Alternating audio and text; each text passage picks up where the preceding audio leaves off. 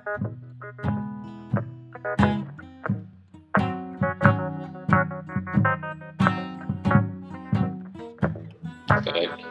Hey! Bienvenue au podcast de la semaine! Qu'est-ce que tu regardes?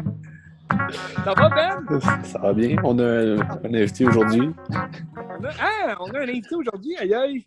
Mais qui est-ce? C'est mon bon ami Marquis. Bonjour, On l'a bonjour. déjà vu. On l'a déjà vu à Qu'est-ce que tu regardes. Il est déjà venu quelques fois. Il connaît le cinéma. Une fois, je pense. Je suis juste venu une fois. Une fois, je pense deux, moi. Non. Ben non. Non, OK. OK. Hey! Regardez des bons films cette semaine? J'en ai gardé quelques-uns. Hey, Mouitou, une panoplie, tabarnouche. Je pense Va qu'on a falloir des bons, trier la- on a des bons sujets bien denses à Ouais, discuter. ça va être du sérieux, Marquis. Excellent. Fait que, Bon, on peut tout de suite commencer par un film que j'avais déjà dit le dernier épisode que j'allais regarder, Benz. lequel? J'ai pas de temps trippé sur ce film-là. C'est Jacob's Ladder. C'était quelque chose. J'ai aimé le scénario de base. En fait, c'est un homme qui est...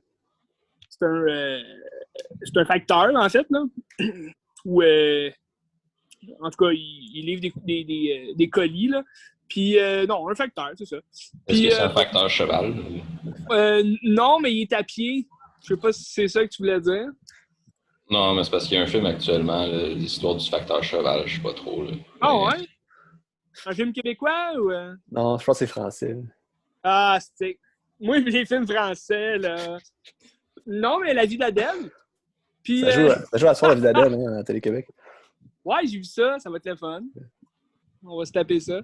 Dans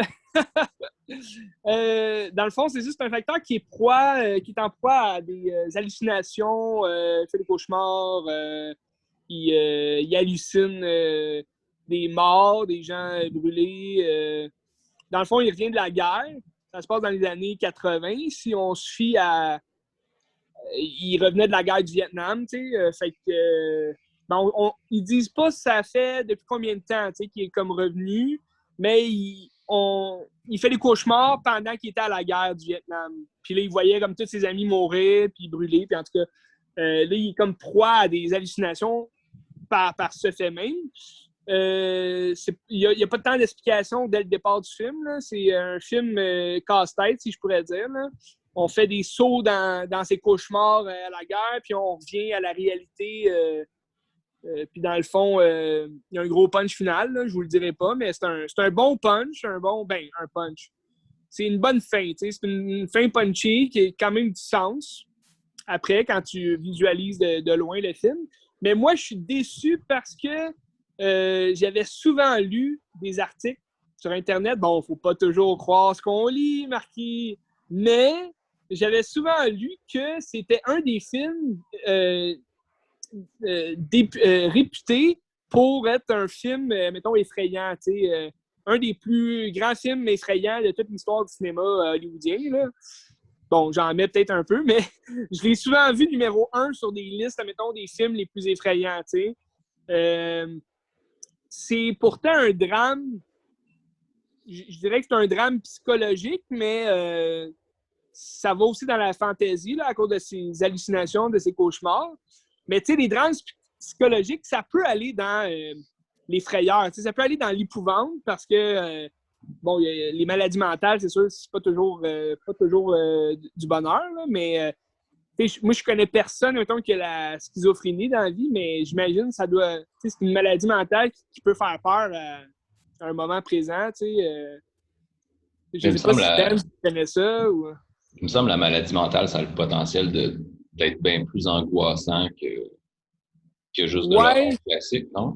Mais c'est ça, je pense que c'est plus vers ça que le film a voulu aller aussi, vers l'angoisse, vers le stress, vers les moments un peu malaisants. Mais bon, c'était pas, tu sais, j'ai pas trouvé... Moi, je m'attendais à quelque chose d'un petit peu plus effrayant, tu sais, plus angoissant, justement, comme tu disais. Mais c'est sûr que comme on parlait de The Others, le dernier épisode, tu sais, je pense que c'est peut-être quand le film est sorti, c'était comme du nouveau. Fait que là, les gens ont comme capoté. Aïe, tu sais, c'est malade. C'est un Christy de bon film. Puis là, avec le temps, peut-être ça s'est dégradé, je sais pas. Ou bien je suis comme trop vieux pour avoir comme un... Mais c'était un bon film, tu sais. Quand tu regardes, le scénario est vraiment génial. Puis comme je disais, la fin est surprenante. Ouais, vas-y, Benz. Quand t'en parles, on dirait l'image que j'ai en tête, c'est comme In the Mouth of Madness. Oui, ben justement, tu viens de me faire rappeler. Je voulais dire que ça ressemblait justement à ce film-là par les illusions, par... Mais tu sais, In the Mouth of Madness, c'est vraiment comme plus du niveau épouvante, là, tu sais.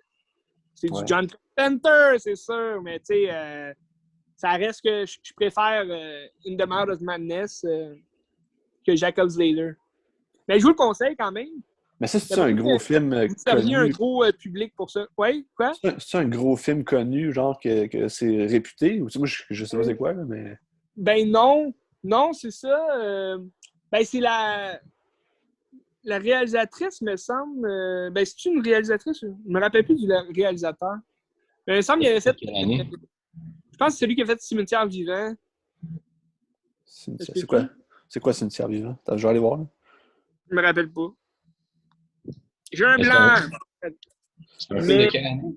90. 90, ouais. C'est mais Adrian Lynn. Dans les années 80, 70-80, là. Adrian Lynn, c'est un gars. Ouais, Adrian Lynn. C'est lui qui a fait Fatal Attraction. Oui, c'est ça. J'avais vérifié, puis Fatal Attraction. Mais ouais, c'est ça. Ben, tu sais, ça reste comme un peu Fatal Attraction. Je sais pas si vous l'avez vu, mais tu sais, c'est un film qui amène, tu sais, c'est une histoire de tromperie, là. Bon, Michael Douglas vit un adultère avec Glenn Close, mais il penche encore là, tu sais, un peu le sentiment d'angoisse, de peur, là, parce que la fille, elle devient folle puis elle veut tuer Michael Douglas. Mais c'est un peu le même sens qu'ils ont voulu aller avec Jacob's Ladder, j'ai l'impression. Mais c'était quand même tout de même super cool là, comme film. Je te le conseille, Ben. Je pense que ce serait ton type de film que tu aimerais. Ça se peut. Où t'as pogné ça? Tu l'as en DVD? Non, je l'avais vu à TV, il passait. OK. Ouais. Peut-être un jour. Mais non, c'est ça. J'ai déjà voulu le trouver en DVD, mais il n'existe pas, comme on dirait. J'ai jamais trouvé. OK. Ça jouait où, à prise 2? Non, c'était Cinépop. Ça a plus de sens. Cinépop, Pops. Ça fait-tu le tour pour ton Jacob's Ladder? Ouais, ça fait vraiment le tour. J'ai rien d'autre à dire. Sinon, on a un petit dossier Christopher Nolan cette semaine. All right! On peut faire ça J'ai hâte de parler de ça. Parce qu'à deux, on a regardé 3 films de Christopher Nolan. Ah! Veux-tu commencer, Marquis? Oui, Marquis, j'ai appris de quoi à propos de toi? Quoi, ça? Ben, que tu n'avais pas tout vu les films de Christopher Nolan, ça me déçoit. J'ai pas vu quoi? J'ai pas vu Insomnia puis son premier. Ah! Tabarnak! Ben bon. Fuck! Les as tout vu, toi? Vous êtes qui? Vous êtes un podcast de cinéma! Qu'est-ce que vous faites? Tu sais comment que j'aime pas vraiment Christopher Nolan. Que... Ouais, je le sais. Mais faut pas se fier à Dunkirk, hein? Non. C'est sûr, si tu regardes Dunkirk comme son premier film, wouhou! Ben, pour un premier film, ce serait impressionnant, je trouve. Là, mais... Ouais, mais je veux dire, pour le premier film de ce réalisateur-là, je conseillerais pas, mettons, de commencer par Dunkirk, tu sais. Ben, justement, je vais revenir sur Tenet, là, mais j'ai vu Tenet, puis les commentaires que j'avais, c'est que si c'est n'importe qui d'autre que Christopher Nolan qui pitch ce scénario-là, c'est jamais fait, ce film-là. Ouais, non, ben, c'est ça, ben... Je sais pas qui voudrait pitcher ce film-là, là, même je pense... Tu sais, même les acteurs, là, genre, ils ont dit en entrevue qu'ils n'ont jamais compris, genre, le film, là, tu sais, c'est souvent ça aussi, hein, avec les films de Christopher Nolan. C'est souvent juste Nolan qui comprend exactement le script et l'histoire en tant que telle, la ligne directive, si on veut. Là. Mais j'imagine que juste le scénario de Tenet, tu sais, me semble qu'il te manque de l'information, ou je sais pas, là, c'est pas nécessairement, ça doit pas être super clair. Là. Ben, d'après moi, il fait ce qu'il veut. Puis, tu sais, comme j'avais vu récemment, justement, ça a passé sur Instagram, là, un behind the scene de Interstellar où Christopher Nolan, sur un tableau blanc, là, avec les crayons Expo, là, il expliquait, dans le fond, le timeline, puis qu'est-ce qui se passait dans le scénario. Puis là, il fait tout plein de barbeaux sur le tableau, mais on est comme, OK. C'est juste lui qui comprend ce qu'il dessine. Là, ça explique rien davantage. T'sais. Mais toi, Marc, tu as regardé quel film exactement? J'ai regardé Inception. Très bon. C'était je l'avais vu à l'époque, là, comme pas long, quelques mois après qu'il soit sorti. OK. Tu l'as pas vu au cinéma? Non. Pas! Mais ouais, non, j'allais beaucoup moins voir de films. Ouais. C'était l'époque où j'ai commencé à devenir cinéphile, si on veut. Là. Fait que je louais beaucoup de films au club vidéo, là, puis j'étais pas vraiment. De toute façon, j'avais pas d'auto, je pouvais pas aller au cinéma par moi-même. Bon. C'était une autre époque, là. Dommage. Mais c'est ça. Mais j'ai regardé Inception, non, c'était bon, là. Je veux dire, ouais. je sais pas si c'est mon préféré de Christopher Nolan ou si c'est Interstellar, là, mais c'est pas mal les deux, là. Ouais. Je l'ai pas mal autant aimé que peut-être un peu moins que la première fois, mais je l'ai quand même bien aimé, là. Puis, tu sais, mais c'est sûr que tu remarques quelque chose avec Christopher Nolan, c'est que je me souviens qu'à l'époque, il y avait beaucoup de comparaisons avec, en tout cas, peut-être pas nécessairement dans les sphères les plus cinéphiles, là, mais je me souviens qu'en tout cas, d'avoir beaucoup entendu de comparaisons avec La Matrice, parce que c'était un petit peu le même genre de film avec un concept là, particulier, puis un monde pas réel, tout ça. Ouais. Mais tu sais, la principale différence, je pense, entre les deux, c'est que La Matrice, c'est un film qui parle d'aliénation puis qui aborde plein de thèmes comme ça. Anticapitalisme et tout ça, tandis que... La Bible. Tandis qu'Inception, ben, c'est juste une histoire comme fuckée, comme dans les rêves, dans le but de faire une histoire comme fuckée et intéressante. Là, ouais. C'est ça, j'allais dire, la comparaison est plus significative si on regarde au niveau de l'illusion, avec la matrice, bon, c'est comme le monde illusoire, si tu veux, là, dans lequel on est plongé, tandis que Inception aussi, c'est des rêves illusoires que il essaie de construire, dans le fond, un monde imaginaire. Là. Mais c'est ça. C'est vraiment comme au premier degré que ça se passe, si on veut. Là. Vraiment. Puis c'est ça, Inception, c'est à peu près souvent chez Nolan, le but, c'est de raconter une histoire comme divertissante. Puis en tout cas, pour moi, Inception, c'est vraiment là que c'est vraiment ça l'essentiel, puis c'est ça qui est vraiment intéressant. Là. Puis non, c'est bien. C'est drôle parce que justement, j'ai vu Tenet il n'y a pas longtemps aussi. Il y a quelques mois. Puis ça m'a fait.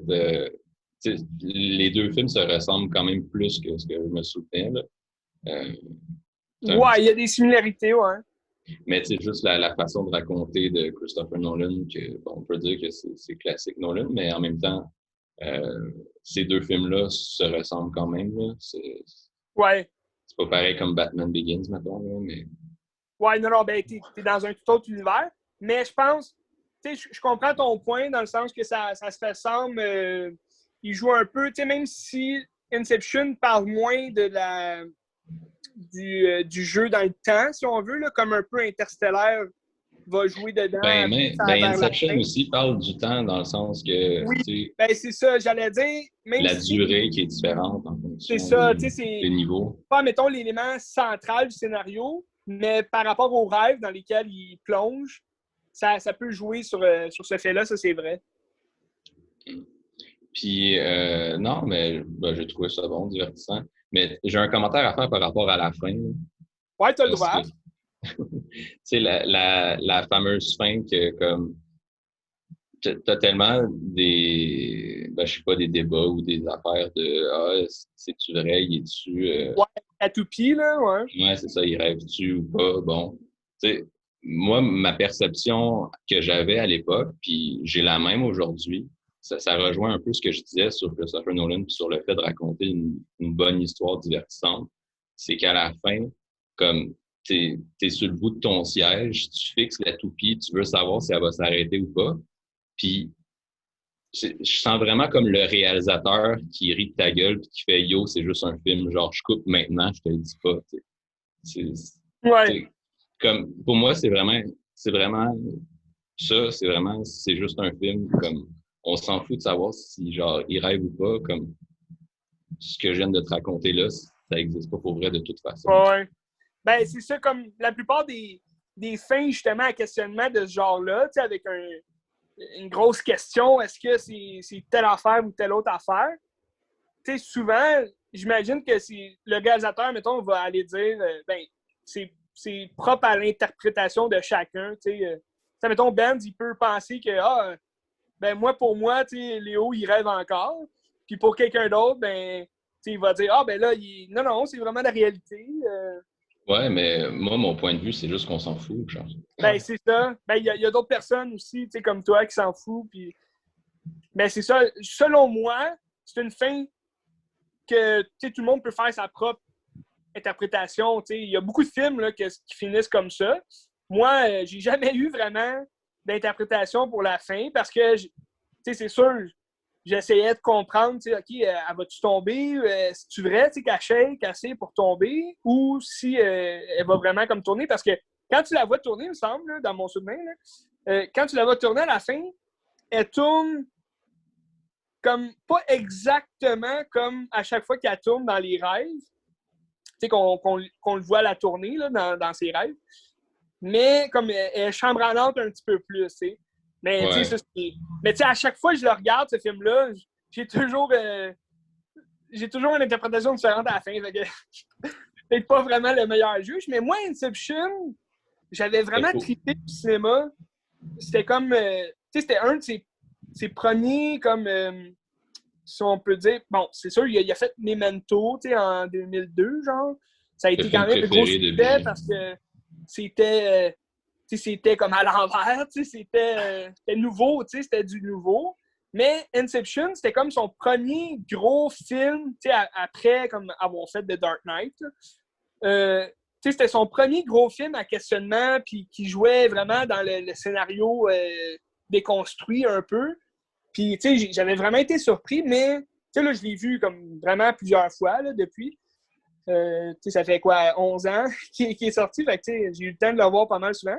Mais ça nous rajeunit pas, ça nous rajeunit pas. Ça nous rajeunit pas, Ben! Tu sais, les effets étaient quand même écœurants aussi. Là. Tu sais, quand la ville s'est replie, là, c'était hot. Exact, exact. Les effets sont bons. Mais comme j'avais déjà dit au podcast, il me semble qu'on avait fait un spécial Nolan. Puis, comme j'avais déjà dit, en fait, plus je l'ai réécouté, Inception, puis plus je me dis, bon, tu sais, c'est du spectacle. Un peu comme Marquis disait, c'est un film qui est fait pour plaire, pour, mettons, faire rêver. Un peu comme les films de Marvel.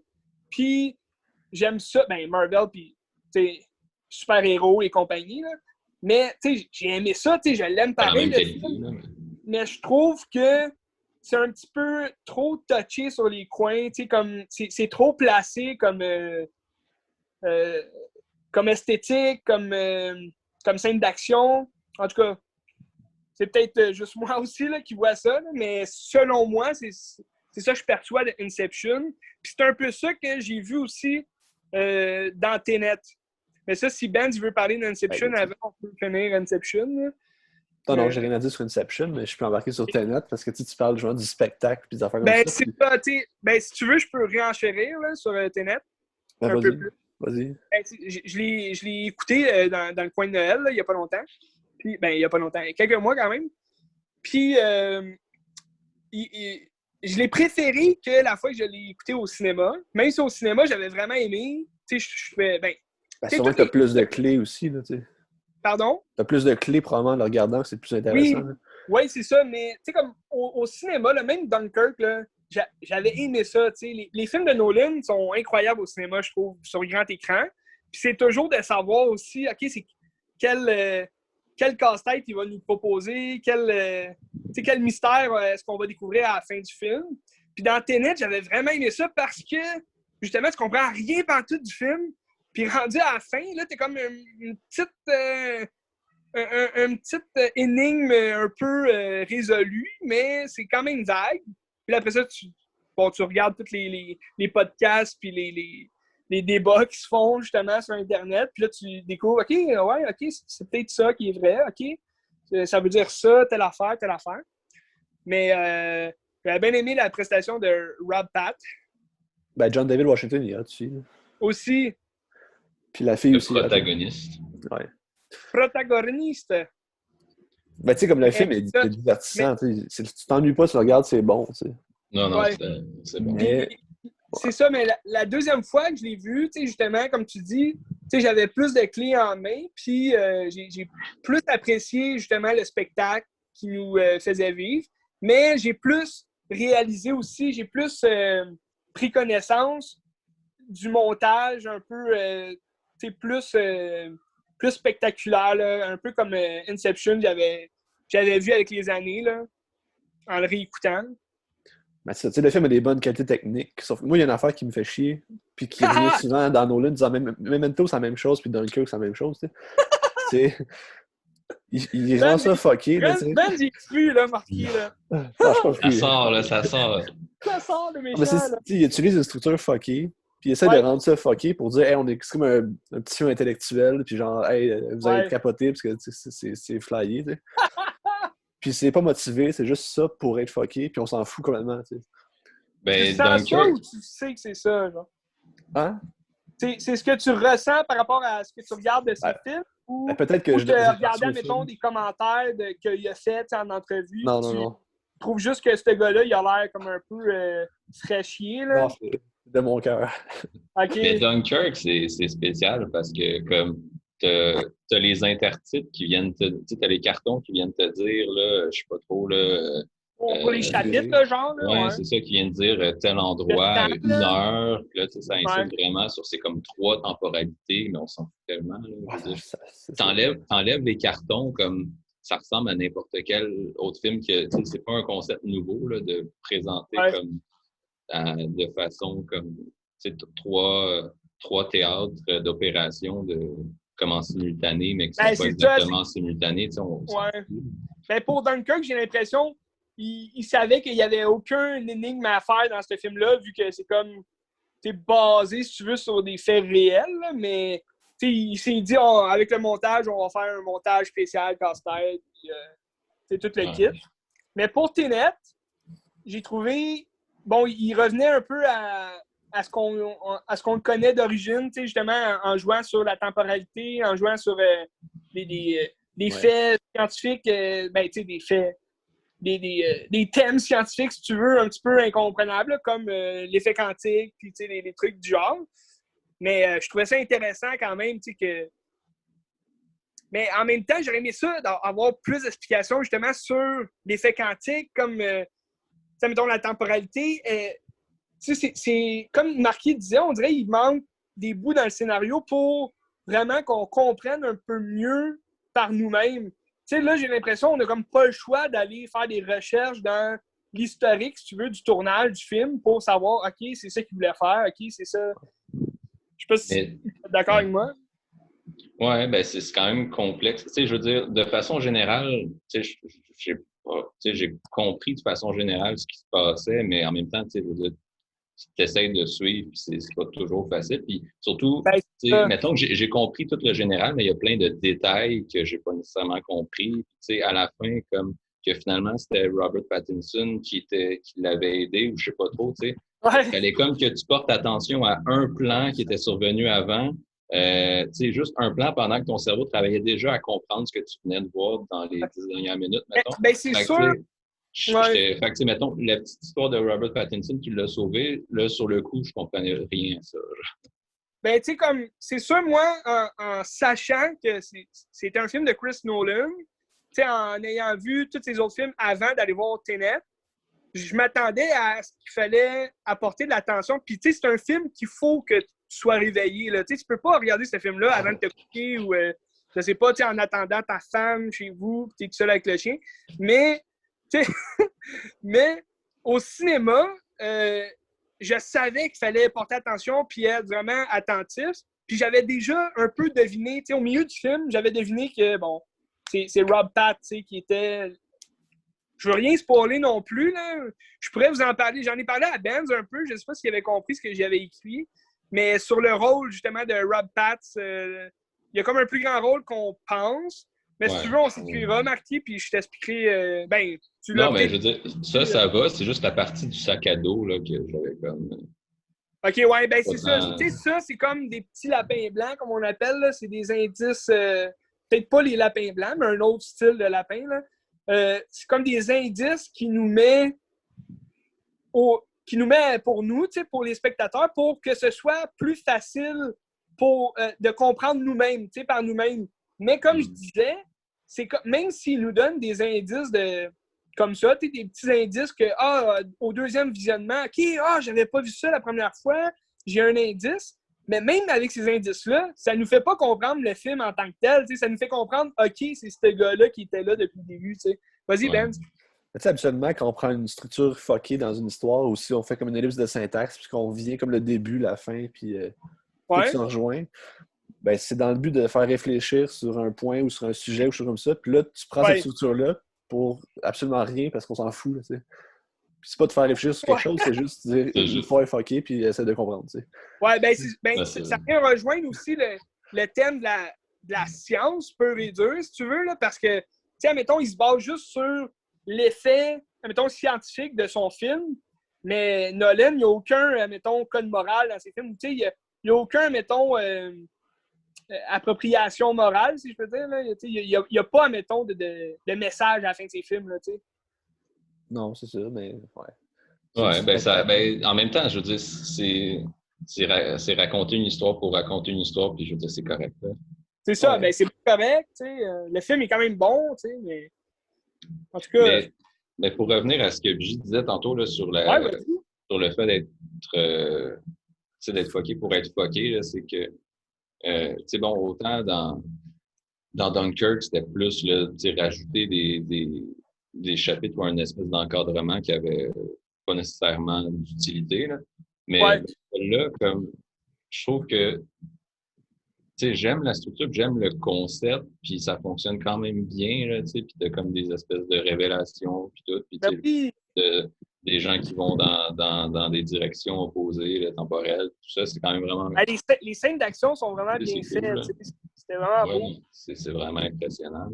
Puis, mais ce que je trouvais, c'est que, ben justement, c'est que c'est compliqué pour être compliqué aussi dans le sens que il fait exprès de mal te l'expliquer. Tu sais, c'est sûr, on va dire, bon, en cinéma, tu essaies de montrer du show long terme, mais là, c'est plus... comprendre, mais là, c'est ça, mais c'est plus que ça. Là, c'est juste, c'est quelque chose de relativement simple qui se passe, puis qu'on t'explique pas pour que ce soit plus compliqué que ça l'est. Ouais. Ouais. Ouais, ben c'est sûr, tu sais. Pourquoi tu filmes ton plancher?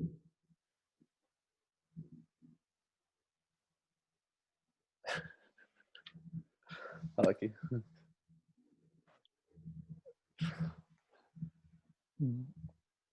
Ah, puis, ben c'est ça. J'ai vu un autre film de Chris Nolan aussi par rapport à tout ça. Là. Tu sais quoi? Ben, je pense qu'il a dit tantôt. Non, je pense pas. C'était quoi? Ben, on en a parlé tantôt, mais je l'ai pas dit. Mais... ben oui, j'imagine que c'est Interstellar. Non, Insomnie. Insomnie avec Al Pacino. Ah ouais? T'as vu ça? Aïe aïe! Ben, ce film-là, c'est exactement la même chose que Twin Peaks. C'est pareil comme Twin Peaks. C'est comme si on dit, on prend la base de Twin Peaks ah ouais? Et on la refait à notre sauce. Parce que toute l'histoire, c'est la même chose. J'ai vu de Twin Peaks pour... J'ai pas fini, en fait, là, Twin Peaks, fait que... Mais tu sais, le début, c'est la même chose. C'est une police étrangère qui s'en va à une ville parce que t'as une fille qui s'est fait tuer, puis il essaie de te trouver. Puis là, t'as comme... Il pense que c'est le chum de la fille. Puis dans le fond, c'est pas ça, là. Mais, fait que t'as détesté Insomnie à cause de ça? Non, c'était bon. C'était une bonne intrigue policière. Puis... Ouais, dis ça, c'est un bon film policier, là. Ouais. Ça a moins de lien avec The Matrix, ça, c'est sûr. Ben, tu sais, c'est quasiment David Fincher avant David Fincher. Ouais. Ben, c'est ça, tu sais, comme... C'est ça qui est quand même weird dans la filmographie de Chris Nolan, parce que ça fait longtemps que j'ai vu son premier, là, de Follower. Je me rappelle plus trop l'intrigue, là, je pense que je m'endormais dessus. Mais, tu sais, comme...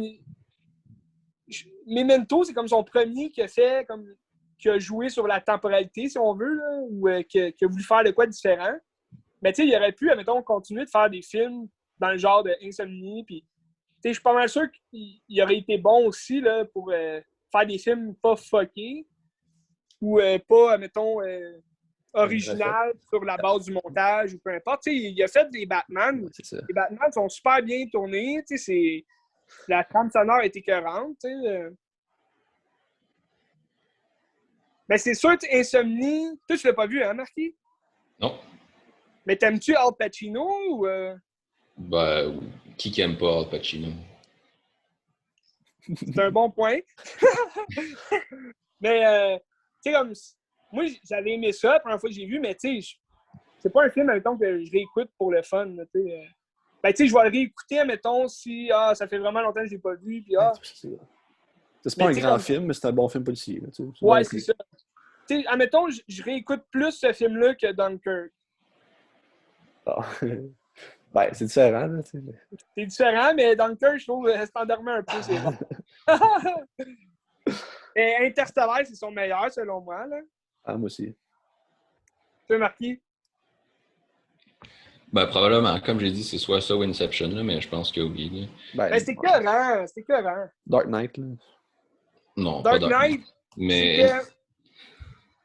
Comme j'avais déjà dit quand on parlait de Chris Nolan dans un autre épisode, je trouve la trilogie des Batman de Nolan, il faut vraiment comme l'exclure de sa filmographie ou parce que c'est complètement différent. Tu sais, oui, on peut les rentrer dans, admettons, quel est le meilleur film de Chris Nolan, mais ça reste que c'est une histoire en 3 films. Tu sais, on peut pas, admettons, juste prendre le Dark Knight puis comme, mais la façon moi, de filmer l'action, de filmer des explosions puis de la destruction, c'est quand même pareil dans tous ces films, là, y compris les Batman.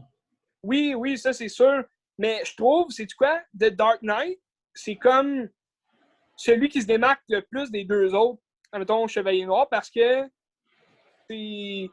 on dirait qu'il a comme trouvé un autre sens pour filmer cette histoire-là, je sais pas quoi, là. C'est peut-être juste moi aussi là, qui vois ça, mais mettons tu regardes Batman Begins, c'est un tout autre univers, puis là tu rentres dans The Dark Knight, puis on dirait, je sais pas si c'est parce que c'est comme l'interprétation du Joker qui, je sais pas, qui rajoute de quoi au film ou au montage, là, mais je trouvais ça vraiment différent, comme, puis nouveau. Mais bref, on n'est pas ici pour parler de Batman, là. On est ici pour parler de... Mais avant, juste revenir sur Tenet. Tu veux tout mon punch! Fuck! C'est quoi ton punch? C'est quoi le film que tu voulais dire? Non, mais finis de dire ce que tu veux dire, là. Ben non, mais Tenet, là... le fait qu'il ait filmé comme à moitié ou genre au tiers en IMAX, là... Ouais. Ben, je sais pas, c'est fucké à regarder. Hein. Vous avez pas trouvé que ce gossant, le changement de format à chaque 2 plans, genre? Ouais, ben c'est pas le premier film qui font ça. Fait que, tu sais, moi, je suis comme rendu habitué aussi là-dessus. Ça dépend aussi de quelle taille ta télé ou ton ordi sur lequel tu le regardes, là. C'est sûr, si ton écran est plus petit, d'après moi, ça doit plus paraître, j'imagine. Ben, c'est ma télé 50 pouces, là, mais tu sais, de passer de cinémascope à genre plein écran, comme tu sais, t'as des barres noires qui disparaissent comme ben, pas à un moment précis, c'est à chaque plan. Je ne m'ai pas marqué. Ça va sûrement faire ça dans juste les plans d'action, justement pour montrer que tu es plus dans l'action, pour mettre un petit peu plus de piquant. Ouais, mais c'est ça, c'est comme certains plans où comme telle image, ce soit impressionnant, il l'a filmé de telle autre façon, puis c'est juste des barres noires qui apparaissent puis qui disparaissent à chaque plan, là. C'est bizarre. Là. Ouais, ça t'a gossé, genre? Ouais. Mais tu sais, autant je trouvais les images en IMAX étaient vraiment belles puis impressionnantes, puis mais tu te dis, OK, mais genre, je sais bien que ça coûte trop cher, mais filme ton... Ouais. J'ai envie de dire, fais ton film au complet en IMAX ou... Mais savez-vous quoi? Nolan il a donné la raison pourquoi ça n'a pas eu un bon box-office, c'est que Warner Bros. L'a sorti comme trop tôt pendant le COVID. Mais pensez-vous qu'il y aurait eu un meilleur accueil si... Ben, c'est pas un film qui est rassembleur tant que ça. C'est pas trop compliqué Non, pour tout le monde, là, tu sais. Fait que je sais pas. T'sais. Personnellement, moi, je pense pas. Là. Ben, il y aurait sûrement... Je sais pas, il y aurait peut-être fait un peu plus d'argent, mais... Admettons, il n'y aurait pas eu le COVID, les cinémas auraient été ouverts, il serait sorti à sa date initiale qui était, je pense, en juin, là, juillet peut-être. Mais il y aurait eu d'autres gros blockbusters là, en même temps. Donc, les gens ne se seraient pas rués, je pense, là, tant que ça pour aller voir. Ben, peut-être que oui, c'est quand même du Nolan. Ben, c'est un événement. Nolan, yeah! C'est un événement, mais c'est parce que... Mais tu sais, faut dire la bande-annonce donnait pas envie, tu sais, d'un point de vue visuel, tu voyais juste comme...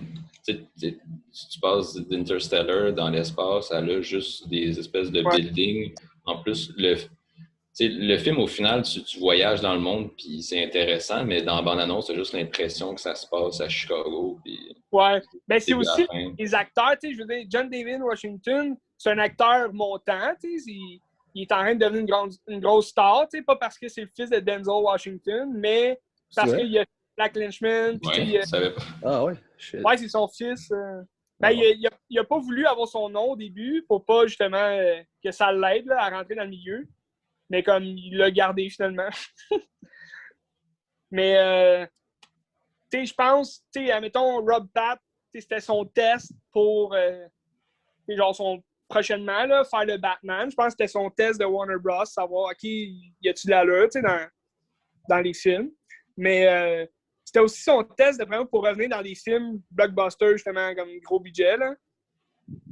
Mais, tu sais, Kenneth Branagh, il est quand même bon, tu sais, il est toujours bon aussi dans ses rôles, là. Meilleur que le réalisateur, je trouve. Mais ça, c'est juste moi. Ouais. Bref, on a fini sur Nolan? Ouais. Il reste moins d'une minute. Ah! Ben, je vais vous annoncer tout de suite le film dont on va parler de là. C'est quoi? Ah, Gattaca. De Andrew Niccol. Gattaca! Ça, c'est un film qu'on avait vu. On n'était pas dans le même cours, je pense, au cégep, mais en philo 3. J'étais pas dans le même cours, Benz. Moi, je l'avais déjà fait, mon cours. Ça se peut. Philo 3. Sur mon cours, il me semble. Hein? Mais c'est un cours que j'avais vu, moi, dans Philosophie 2, l'être humain. Ah, ben, ça se peut aussi 2, là-bas. Je m'en rappelle plus. En tout cas. Toi, tu étais dans le 3, tu disais? Il me semble dans le 3, là, mais c'est pas grave. Là. Ça change la fille. Je sais pas si tu connais, Marquis, Gattaca. Non. C'est un film de 96-97 de Andrew Niccol.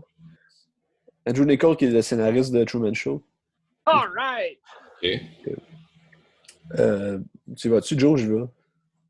Tu peux commencer parce que j'avais déjà vu plus d'une fois là, après ce cours-là. Là, je l'avais réécouté déjà. Mais toi, je pense que c'était ta deuxième fois seulement. Ouais, deuxième fois. C'était bien bon. Endormi, il me semble, en philosophie. Non, c'était bon en philo aussi. Mais dans le fond, c'est une société où ce que tu peux créer ton être. Mettons ton enfant, tu le mets génétiquement parfait. Tu sais. Puis là, tous les gens génétiquement parfaits, ils travaillent puis tout. Puis ceux qui sont pas génétiquement parfaits, mais c'est comme des concierges puis ils peuvent rien faire. Des concierges puis des moins que rien. C'est ça, tu sais. Puis il y en a un qui est pas génétiquement parfait, qui est Enoch, qui veut genre aller sur la Lune. Puis là, il se fait passer pour un génétiquement parfait de différentes façons. C'est Jude Law. Puis là, il devient la personne qui peut se rendre à la Lune. Puis à un moment donné, il y a comme une enquête pour savoir qu'est-ce qui s'est passé. Puis là, il a peur de perdre sa place. Puis c'est ça le film. C'est un bon trailer science-fiction, là, je trouve. Mais comme je te disais, je trouve que ça a une vibe un peu Ex Machina puis AI. Ouais. Que tu sais, c'est des films un peu slow. Ben, c'était pas si slow que ça, cette affaire-là, tu sais, mais c'est plus des films qui te font réfléchir sur des aspects philosophiques un peu par rapport à la technologie puis des affaires comme ça. Là. Ouais, mais ça me semble que mettons que c'est un bon choix de film pour un cours de philosophie, là. Ouais, c'est ça. Des enjeux éthiques. Un peu, tu sais, on parlait de La Matrice tantôt. Bon, c'est pas la même chose que La Matrice, mais c'est les mêmes enjeux, justement, comme tu disais, tu sais, au niveau personnel, tu sais, au niveau de la pensée aussi, là. Comment? Ça fait réfléchir, tu sais. Non, c'est ça, faut que tu réfléchisses à des enjeux de société. Sur qui l'on est, qui l'on veut devenir et qui l'on devient. C'est quelque chose qui n'est pas impossible non plus qui arrive, là, un enfant de même. Pas impossible, mais en même temps, moi, ce que j'aime, c'est aussi ça vient rechercher tous les autres films un peu qui présentent une société totalitaire, un monde un peu soumis, là, sous un gouvernement un peu oppresseur. Puis moi, j'adore ça, là, ces films-là. Là. On pense, mettons, à un film comme... Vendetta. Ouais, V pour Vendetta, Equilibrium. Je ne sais pas si vous l'avez vu, mais c'est écœurant comme film. Ça reprend un peu les mêmes scènes d'action que La Matrice. Là. C'est un peu des sauts en l'air puis on se bat à la ninja, mais c'était bon parce que c'est Christian Bale qui se réveille puis qui se montre contre la société justement oppressante, un peu comme ils font aussi dans The Island de Michael Bay. Là. Je ne sais pas si vous l'avez vu, mais c'est un peu le même genre aussi.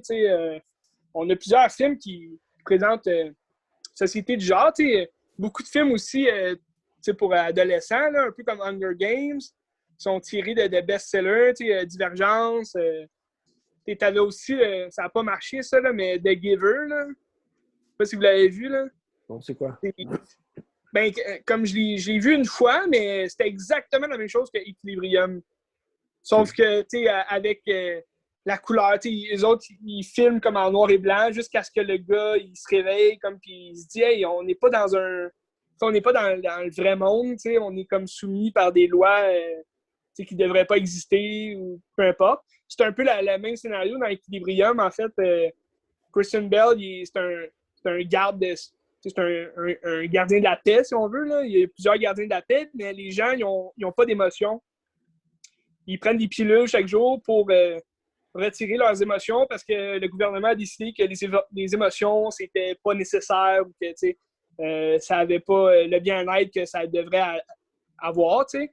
Puis dans le fond, il y a des gardiens de la paix qui regardent chaque jour les gens, les citoyens, pour être sûr qu'ils prennent leurs médicaments puis que les pilules pour enlever les émotions, puis que personne n'ait des émotions.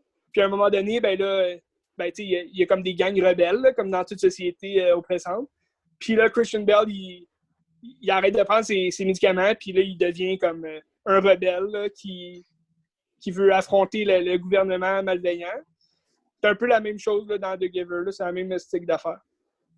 Mais Gattaca, c'est un peu ça aussi. Je veux dire, Ethan Hawke, c'est le rebelle qui veut juste avoir, admettons, c'est un peu la guerre des pauvres contre les riches aussi. Ça vient rechercher ça aussi. Qui on privilégie. C'est aussi des questions qu'on a en ce moment avec le COVID, le vaccin. Qui ont privilégié pour... Chris, pas en tout. OK, quand est-ce que les 12 à 17 ans là, vont avoir le vaccin? Ils peuvent l'avoir, le marquis. Arrête de broyer. Là. Ouais, Paul. Mais je te le conseille vraiment, Marquis. T'as l'air d'un gars qui aimerait ça, Gattaca. Ouais, non, c'était bon.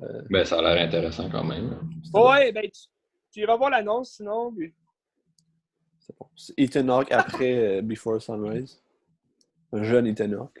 Ben, c'était dans ses années montantes, hein, pas mal. T'sais, par après, il a fait The Training Day avec Denzel Washington. C'était un bon film. Non, c'était des belles années pour lui. T'sais. Il y avait aussi Uma Thurman. Ouais. C'était bonne. C'était vraiment bonne aussi dans le rôle de la femme un peu fatale, mais qui n'est pas vraiment fatale, qui est juste un amour de passage. Alors, c'est un bon film. Est-ce qu'il y a Rémi Girard dedans? Non. Il n'y a pas Rémi Girard, mais il aurait pu l'avoir. Jude Law. Mais j'avais le goût de le voir, là, mais là, si Rémi Girard n'est pas dedans, c'est la musique de Michael Nyman. Ben, j'aimerais ça savoir, toi, dans le fond, c'est la vibe du scénario ou de l'esthétique qui te fait un peu penser à Ex Machina? Plus la vibe, la façon de faire réfléchir au sujet, mettons. OK. Plus comme le thème philosophique, si tu veux, de l'histoire. Ouais. Parce que tu ressens que c'est complètement d'autre chose que Ex Machina, mais je trouve cet aspect-là me fait penser à ça. C'est ça, là. Complètement d'autre chose, là. Mais en même temps, tu sais, les clones, ben, c'est pas vraiment des clones, mais tu sais, je veux dire, les enfants faits comme de façon génétiquement. Tu sais, ça vient rechercher aussi tous les autres films qui parlent justement de clones qui ont été faits. Tu sais, Ex Machina, c'est pas un clone, mais c'est une intelligence artificielle. Tu sais, c'est un peu comme AI, tu sais, intelligence artificielle de Steven Spielberg. Mais ça reste des êtres qui cherchent leur place dans le monde, un peu comme Ethan Hawke dans le film. Tu sais. C'est ça, puis tu sais, c'est ça, ce qui est bizarre, c'est qu'Ethan Hawke, c'est pas, mettons, un enfant spécial, tu sais, qui était, genre, justement, tu sais, privilégié d'avoir ça, tu sais. Puis c'est comme lui qui se découvre comme un but précis, tu sais, si tu veux, dans sa vie, là. Non, c'était vraiment bon. Je peux le conseiller à tous les amoureux de Ethan Hawke. Oui, vraiment. Ensuite. J'ai regardé un bon film que je n'avais jamais vu depuis. Il est sorti en 2013. C'est quoi? Je l'avais jamais vu, puis tous mes colocs me le conseillaient. Toi et Ben, c'était amoureux de ce film-là. Ah, c'est La vie d'Adèle? Non, pas du tout. Pas du tout. C'est Her. Ah oui, Her, c'est bon. Ouais, c'est bon. Avec Joaquin Phoenix. Joaquin Phoenix. T'as-tu aimé ça? Spike Jonze. J'ai adoré ça. Pour vrai, c'est pas un film qui m'interpellait vraiment. T'sais, c'est pour ça que je l'avais jamais vu vraiment de 2013 là, à aujourd'hui. J'avais jamais eu la chance non plus de le voir. J'avais pas été voir au cinéma, puis je l'ai jamais acheté non plus. Je sais pas, c'est peut-être la grosse moustache de Joaquin Phoenix sur la page couverture qui m'interpellait pas, mais non, j'ai vraiment apprécié le moment, puis j'ai trouvé ça vraiment drôle. Là. Encore là, c'est les mêmes thèmes un peu que ce qu'on parlait. Ex Machina, c'est pas pareil pantoute, là, mais ça reste dans le même thème. Ouais. C'est moins dystopique que les films dont on parlait. Là, mais... Ouais. Non, mais reste, la réflexion est là, pareil. Ouais. La réflexion est là. Puis, tu sais, ce que je trouve drôle, en fait, c'est... Tu sais, moi, c'est rare que... Tu sais, j'aime les comédies, là, j'en écoute, mais je suis pas quelqu'un qui rit à gros déploiement là, pendant un film. Mais comme ce film-là, tu sais, c'est fucking triste, parce que le gars, il est vraiment seul. Tu sais, c'est vraiment la solitude, là, le thème de ce film-là. Puis, genre, j'ai vraiment ri vraiment fort, comme à plusieurs moments du film, là.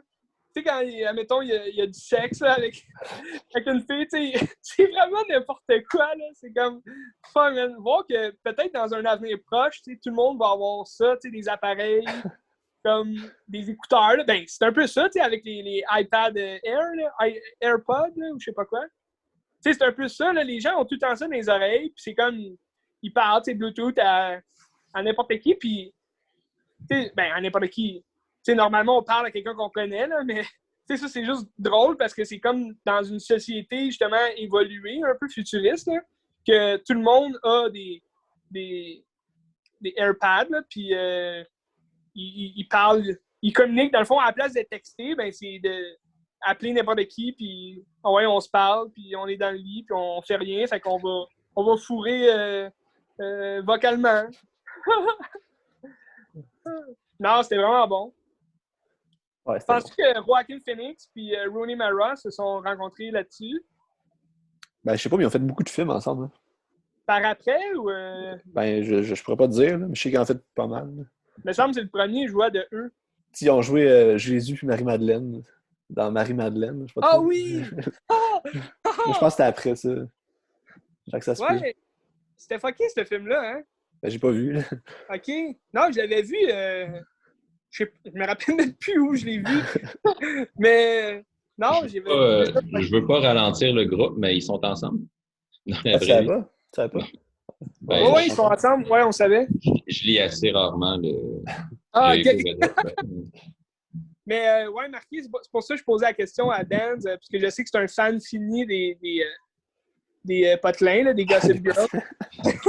Je voulais savoir si c'était là-dessus qu'ils s'étaient rencontrés.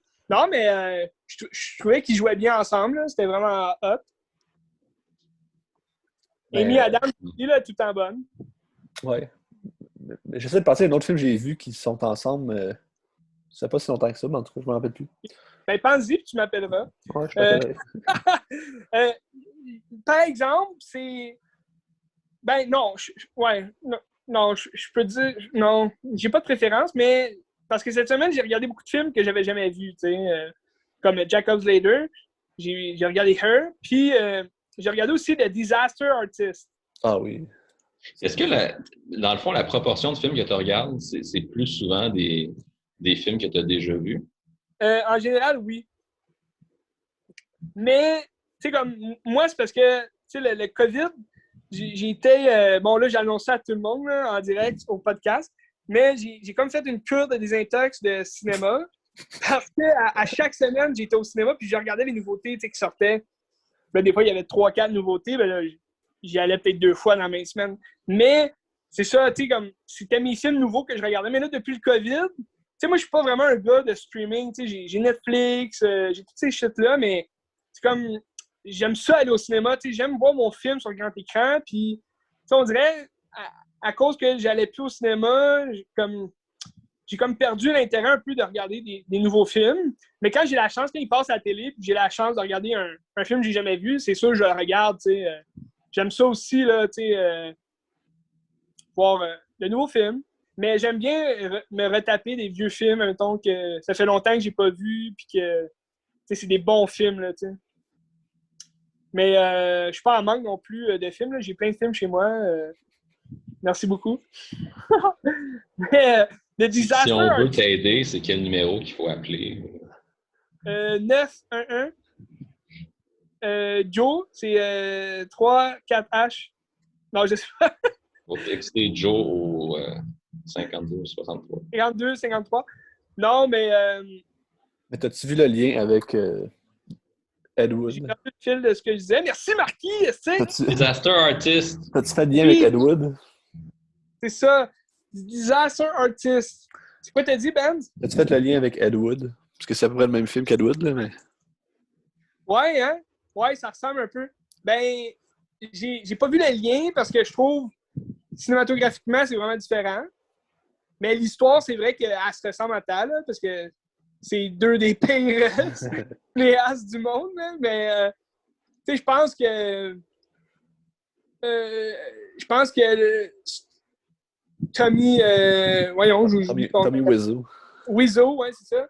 Je pense qu'il est pire que Ed Wood, là, sérieusement. Ah. Tu sais, Ed Wood, au moins, il y a un peu. Tu sais, c'est hot, là, ses thèmes là, de monstres et tout.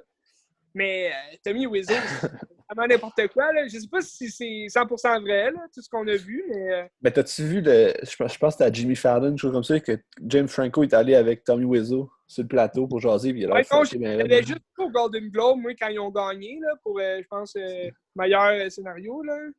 Ouais, ça se peut. Je l'avais vu, mettons, sur scène, là, avec, là, mais non, j'ai pas vu d'entrevue ensemble. Ça devait être fucké, pareil. Ouais, il a l'air bizarre, là.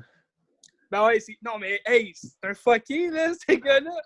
Puis tu sais aussi qu'il trouve son argent, tu sais, il y a personne qui l'a su, genre. Tu sais, le gars, il a juste gagné à l'auto, puis il faisait rien de sa vie, genre. Ils savent pas encore, puis tu sais, il dit qu'il vient d'une telle place, puis c'est pas vrai, là. Ouais, qu'il a l'âge, qu'il a 19 ans, le gars, il a de la barbe d'un gars de 40 ans, tu sais. Ah ouais, j'ai ton âge, Il parle du crush en plus, en tout cas. Mais tu sais, je me disais, aïe, man, ce gars-là... Tu sais, au pire, tu veux faire un bon film, ben paye pour des professionnels, puis tu sais, joue dedans, mais comme, fais-toi aider, tu sais, pour faire un bon film. Mais le film, en fait, je serais curieux. Il était en bon. Français, là. En français, c'est pas pareil comme en anglais, parce que t'as comme les répliques exactes du film, mais je serais curieux de voir c'est quoi la différence. C'est aussi bon? Ben, moi, j'ai aimé ça, mais tu sais, je l'ai pas vu en anglais, fait que je pourrais pas dire... Je ne pourrais pas dire, mettons, la différence, mais j'aime ça, mettons, tu sais, des films, tu sais, moi, quand je regarde un film pour la première fois, j'aime ça le regarder en français, parce que je suis pas un bilingue, fait que, tu sais, comme, je comprends le film une première fois, puis après ça, par après, je le réécoute comme plus tard, là, en anglais pour essayer de mieux comprendre, mettons, le scénario en tant que tel, tu sais, ce qu'ils disent vraiment en anglais, parce que c'est vrai que souvent, ils changent des répliques, là, puis c'est un peu niaiseux, là. Tu sais, parce que dans ce film-là, ils ont reproduit exactement des scènes du film original. C'est intéressant, tu sais. Ouais, ben c'est ça, en français. Parce qu'à la fin, quand ils montent parce qu'à la fin, juste avant le générique de fin, il nous montre vraiment les deux images, hein, comme tu as vu. Mais ça reste en anglais.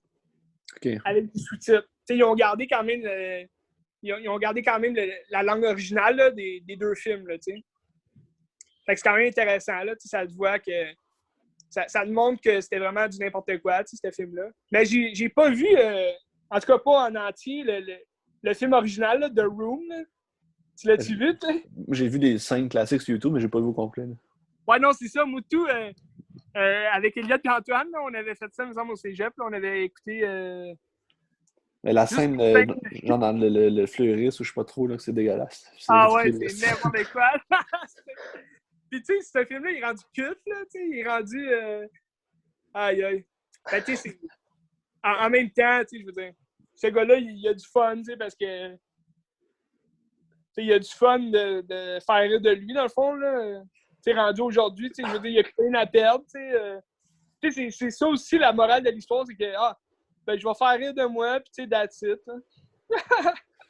Ouais, mais au moins, le gars, il a fait un film qu'il voulait, puis il a fait son film. C'est exactement ce qu'il voulait, tu sais, that's it. Tu sais, James Franco, il dit, tu sais, lui puis moi, on est pareil, tu sais, on veut faire un film, puis on le fait, tu sais. Puis peut-être ça va être mauvais, mon film, puis on sait pas, tu sais. Que... Ouais. Tu sais, je me demande, tu sais, dans le film, il rencontre un moment donné l'acteur qui joue dans Breaking Bad, là, j'oublie son nom.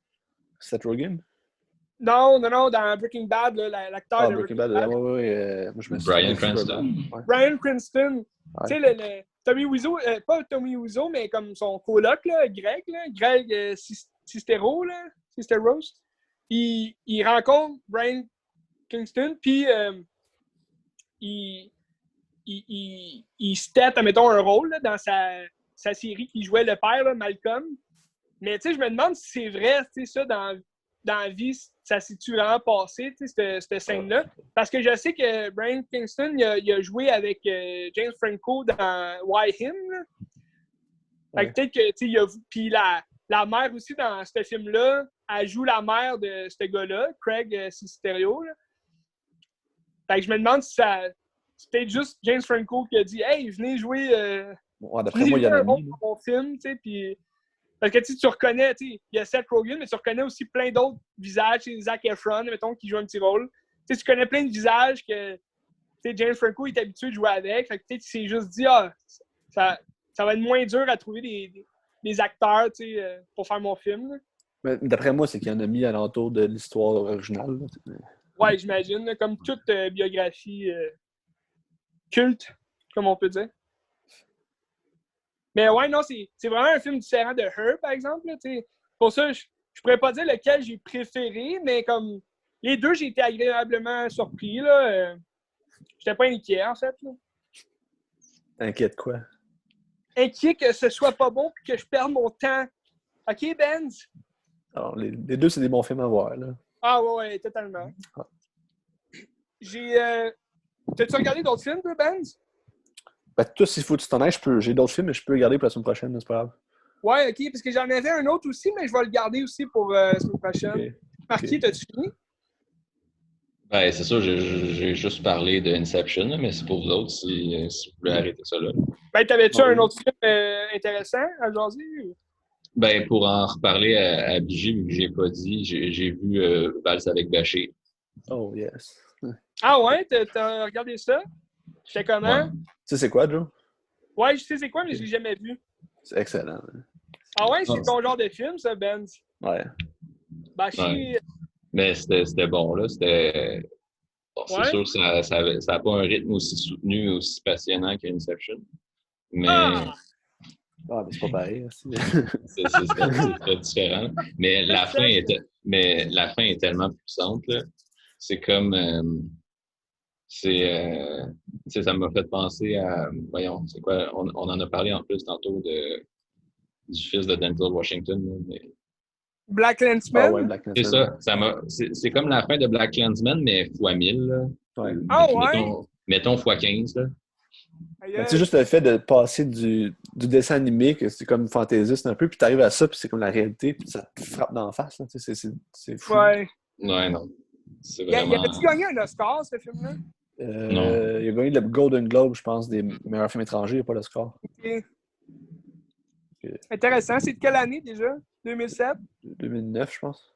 2006, je pense. 2006. Ah, on est dans les mêmes zones, c'est bon. Allez voir. Allez voir.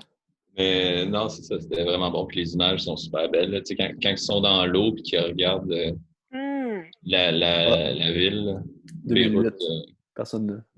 Tu sais, J, quand ils sont dans la mer, là, c'est quelle année, Ben? 2008? Ouais. OK, 2008. Mais tu sais, quand ils sont dans la mer, puis là, tu vois la ville, là, puis là, tu sais, toute la lumière, là, c'est vraiment beau. Là. Quand c'est animé ou quand c'est réel? Non, c'est tout animé. Le réel, c'est juste à la fin, c'est genre 30 secondes à la fin. Là. Ah, tu me brises le punch de même? Ben, ça change Merci, rien. Ben. Moi, je te préserve tes punchs. Mais ça, Bigi m'avait déjà brisé le punch, mais je l'avais oublié. Je sais pas si ça change rien, c'est juste que je l'avais oublié quand je regardais le film. Et Louis, je pense que j'y penserai pas non plus quand je vais le regarder. Ah, mais ça change rien parce que tu sais pas quand ça arrive. Puis quand ça arrive, ça te frappe. Essaye pas de te racheter là, ton erreur. Là.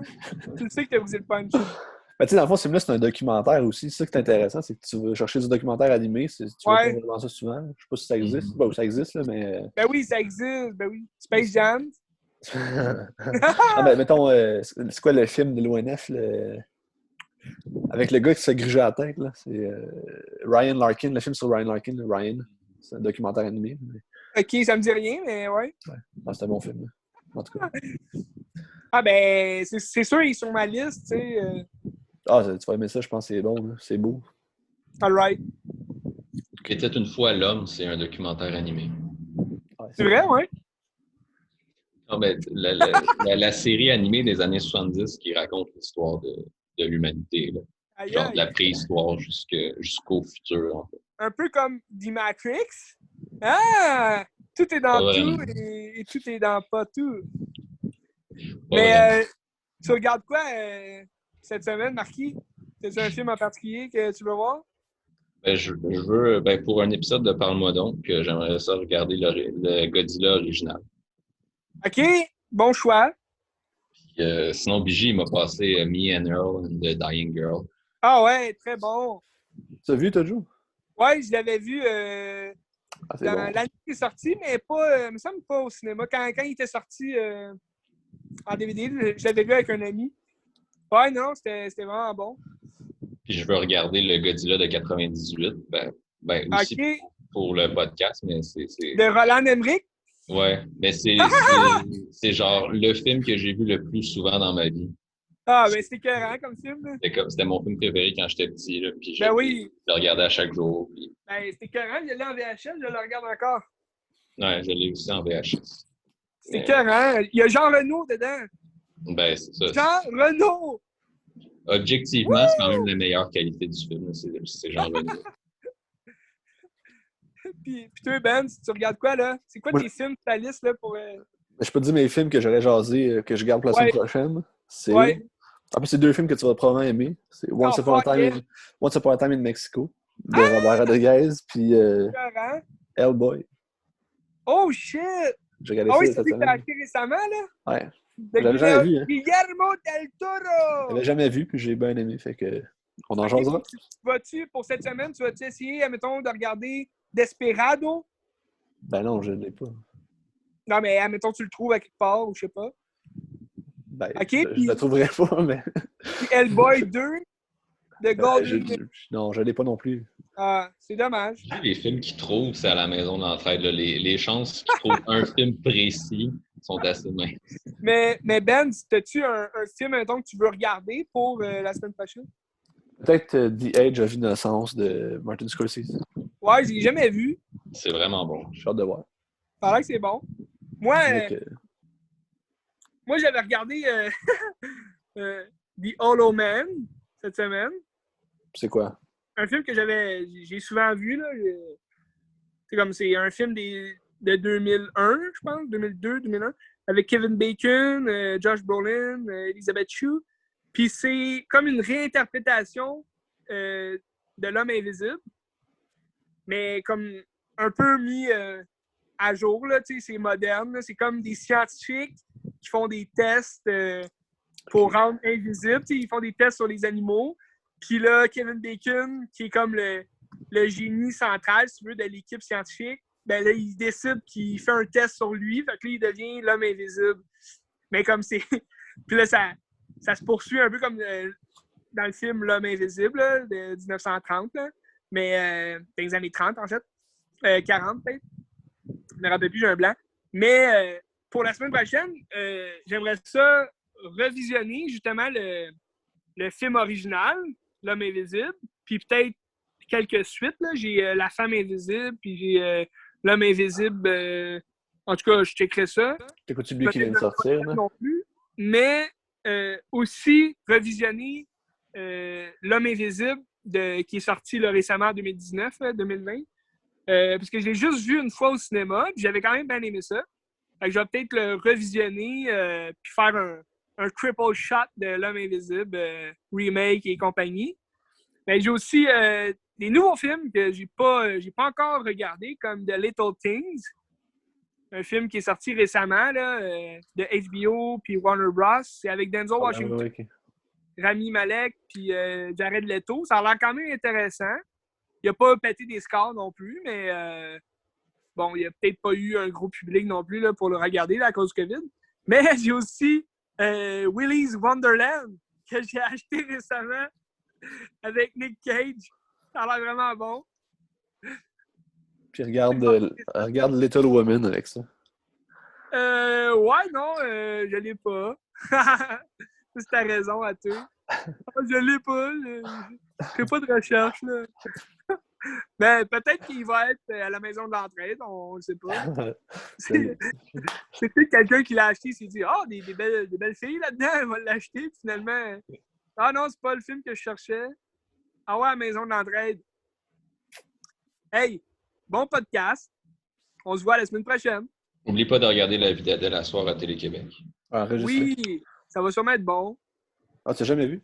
Ouais, je l'ai déjà vu. Je me suis endormi un peu. Mais, regarde, on sait jamais. Hein? Rock and Roll de Guilty, très bon film. OK. Non, c'est vrai. Hey, à plus les boys. À plus. À plus. Qu'est-ce que tu regardes?